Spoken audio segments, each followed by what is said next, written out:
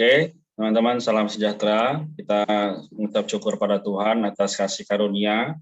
Kita masih terus diberikan berkat-berkat rohani maupun jasmani sampai hari ini. Teman-teman, kita akan melanjutkan pembacaan kita dalam hidup oleh iman.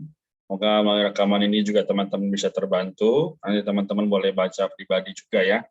Baik, mari kita berdoa dulu. Tuhan Yesus, Tuhan, kami mengucap syukur padamu atas firman demi firman yang kami peroleh setiap hari. Itu adalah perkataanmu yang tepat pada waktunya. Tuhan, dapatkan sore ini juga teman-teman dalam setiap kegiatan, aktivitas apapun, sertailah mereka Tuhan, ya, supaya mereka boleh meluangkan sedikit waktu membaca firman-Mu, dikuduskan dalam kebenaran. Tuhan, terima kasih. Tuhan Yesus Kristus, kami berdoa dalam nama-Mu yang agung. Amin. Oke, teman-teman, saya izin share screen ya. Saya tampilkan bagaimana pembacaan kita. Nanti juga boleh teman-teman baca pribadi ya, diulang lagi. Ya, jadi kita pada hari ini kita membahas mengenai kebenaran dalam kita harus mengalami ujian. Nah, teman-teman, ujian itu apa? Ya, nanti kita teman-teman boleh baca pribadi juga. Saya hanya simpulkan saja. Jadi dari paragraf 1 sampai 4 ini kita melihat beberapa hal yang memang menjadi problem daripada kita hari ini.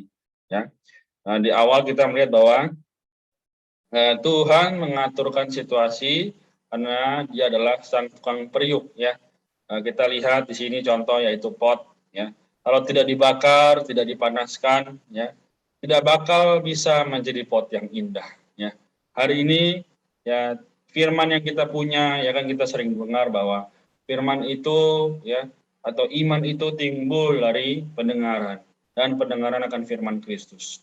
Jadi kalau hari ini kita tidak baca firman, kita nggak mungkin dapat tuh iman, ya nggak mungkin dapat kebenaran. Tapi kalau kita baca firman, kita maka akan memperoleh kebenaran. Dan kebenaran itu nggak langsung saat itu juga bisa digunakan. Tapi kalau kita baca di sini, ya ada proses, ya ada proses yaitu kita nanti akan mengalami namanya duka, dan juga tekanan dan sebagainya. Nah, teman-teman, ini perlu melihat satu situasi, yaitu diri kita atau diri manusianya kita ini tidak sanggup untuk maju sendiri. Gitu. Kalau kita maju sendiri, pasti apa yang terjadi? Yaitu apa? Kita akan tidak bisa berbuat apa-apa. Ya, karena memang Tuhanlah sang sumber. Nah, hari ini pun ya kita dilihat di sini bahwa kita ditempatkan di satu situasi adalah supaya diri Tuhan boleh tersalurkan kepada kita. Dan dirinya boleh menjadi iman yang kokoh itu. Nah, hari ini ya kita punya situasi dan kesempatan yang sangat baik. Ya. Pandemi kita lihat ya sudah mulai berangsur-angsur pulih ya. Kita mulai ada sekolah offline ya. Kita juga kuliah rencana mungkin ada yang berkata kampusnya akan offline gitu ya. Tapi apa teman-teman? Bukan itu tujuannya. Itu adalah bagaimana iman kita. Selama kita pandemi ini, pertanyaannya adalah, apakah iman saya bertambah? Apakah iman saya semakin teguh? Atau saya menjadi orang Kristen yang biasa-biasa saja? Dulu, sekarang nggak berubah. Atau begitu. Ya, ada satu perkataan bahwa orang Kristen itu banyak dengar khotbah, tapi hidupnya nggak berubah. Nah, apakah kita seperti itu? Seharusnya tidak ya, dan saya harap juga enggak. Nah, maka apa? Kita perlu mengalami proses-proses yaitu kita dimatangkan, kita ditekan, kita dipanaskan, ya situasi sekeliling yang misalnya kita lagi sibuk ini, sibuk itu, ujian sana, ujian sini, keluarga minta tolong ini, keluarga minta tolong itu. Ya. Apa relasinya dengan hubungan kita ini hari ini dengan firman Tuhan? Itu adalah firman Tuhan menjadi benar-benar topeng keselamatan, ya kan? Pedang roh, baju zirah yang iman, ya.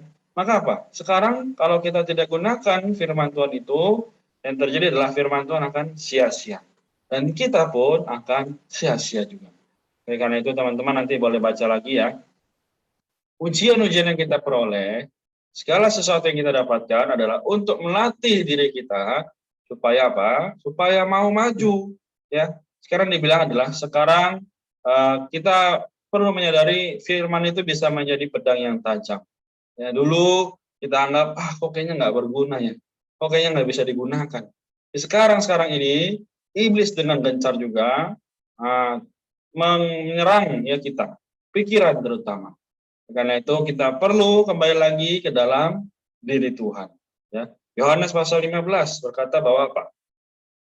Di luar aku, kamu tidak dapat berbuat apa-apa. Dan benar, memang kita hari ini anggapan bahwa kita tinggal dalam Kristus.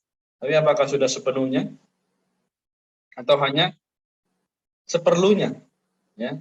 Teman-teman, ini juga kembali menegur saya secara pribadi. Apakah saya sudah maju dalam Tuhan? Apakah saya sudah maju dalam iman? Belum tentu. Mari sama-sama kita belajar. Ya, jadi kadar kerohanian seseorang dinilai dari bagaimana dia berhubungan dengan Tuhan. Memang kita tanda kutip punya komunitas atau kita punya tanda kutip ya kebiasaan yang baik.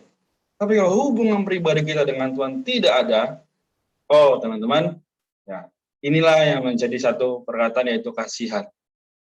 Maka ya kebenaran-kebenaran yang kita peroleh itu seharusnya menjadi apa? Dorongan bagi kita untuk semakin mengasihi Tuhan. Nah, selanjutnya di porsi terakhir kita akan baca ini, ya. Jadi Tuhan tidak pernah membawa kita ke satu situasi dengan tujuan tidak ada apa-apanya. Tapi justru dia membawa kita ke satu situasi adalah supaya kita dilatih dalam iman. Ya. Nah, maka kita perlu menyadari setiap puncak gunung ya itu adalah bagaimana kita bisa berjumpa dengan firman Tuhan atau diri Tuhan sendiri. Ya kan? Sekarang kita semua mencari hadirat Tuhan. Tapi hadirat Tuhan ada di mana? Di dalam kita. Datang padanya, berseru namanya. Tuhan, oh aku perlu dirimu. Tuhan, selamatkan aku hari ini. Ya, jadi tidak ada cara lain selain datang kepadanya. Teman-teman sekalian, ya saya harap kita sama-sama terus melihat kepada Tuhan. Karena kita tahu bahwa kedatangannya semakin dekat. Ya, kita nggak tahu kapan Tuhan datang karena dia seperti pencuri.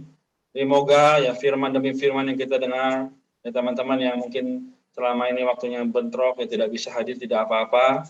Tapi moga Tuhan menyertai kita. Karena itu, ya saya, ya juga teman-teman sekalian, mari kita sama-sama berjuang, berlari ke sasarannya.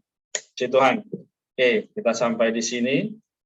Ya, oleh karena itu, mari kita berdoa. Teman-teman juga boleh yang mendengarkan berdoa secara pribadi.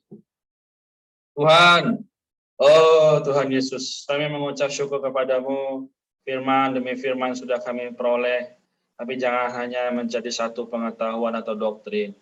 Tuhan Yesus, sungguh kami perlu dirimu, menjadi Allah yang menggembalakan kami.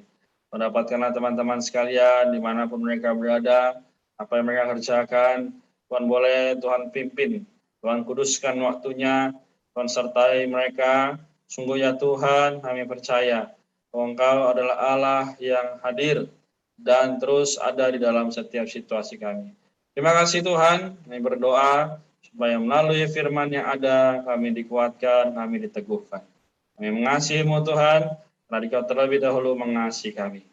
Kami terima kasih, dalam nama-Mu yang kudus dan mulia kami berdoa. Amin. Oke, terima kasih. Tuhan Yesus memberkati, sampai jumpa lagi.